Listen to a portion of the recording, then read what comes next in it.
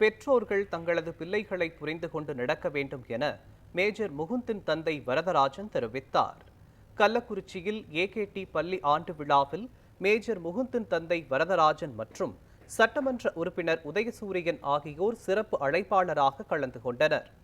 அவர்களை அப்பள்ளியின் தாளாளர் மகேந்திரன் வரவேற்றார்.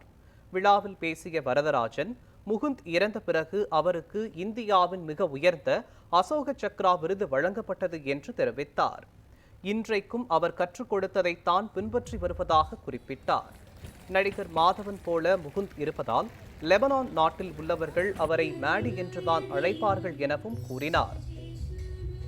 2005 SSB கிளியர் பண்ணி OTA ஜாயின் பண்ணான். 2006 பாஸ்ட் அவுட். அப்புறம் லெபனானுக்கு போனான், யுனைடெட் நேஷன் பீஸ் கீப்பிங் போஸ்ட்டில் போனான்.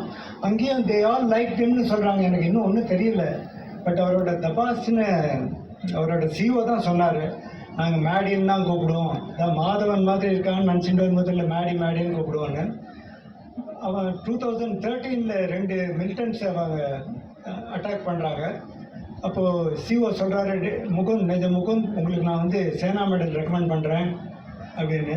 முகுந்த் உடனே சொல்லிட்டான், இல்லை சார், அந்த 2 சோல்ஜர்ஸ் இல்லைன்னா டெஃபினட்டாக நம்மளால் ஒன்றும் பண்ணியிருக்க முடியாது, அவங்களுக்கு ரெக்கமெண்ட் பண்ணி கொடுங்க, வாங்கி கொடுங்கன்னு சொல்லி தனக்கு வேண்டான்னு சொல்லி அவங்களுக்கே கொடுத்துட்டாங்க. இது எனக்கு கேட்குறதுக்கு, ஏன்னா அவன் இந்த காஷ்மீர் விட்டு வெளில வரத்துக்குள்ளே சேனா மெடலோடு வந்தால் போரும்பா, எனக்கு வேறு ஒன்றும் வேண்டான்னு சொன்னான்.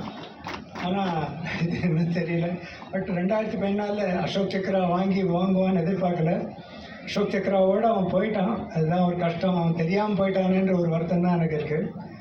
ஆனால் எதுக்குமே அவன் சொல்லுவான், நெகட்டிவ் பர்சன்ஸ் பார்க்காத, பேசாத, நெகட்டிவ் தாட்ஸ் எடுத்துக்காத, நீ பாட்டு சந்தோஷமாக இருப்பா, எல்லாரோடையும் ஃப்ரெண்டாக இரு. எனக்கு என்னோட ஃப்ரெண்ட் ஃபிலாசபர் அண்ட் கைடே முகுந்து தான். அவன் போனப்புறம் தான் எல்லாத்தையும் யோசிச்சா, அடாடா நம்மளுக்கு இவ்வளோ சொல்லி கொடுத்துருக்காங்க, கற்றுக்கவே இல்லையே சரி அப்படின்னு. இப்போ 75 வயசு, I am only 75 years young, still learning from him.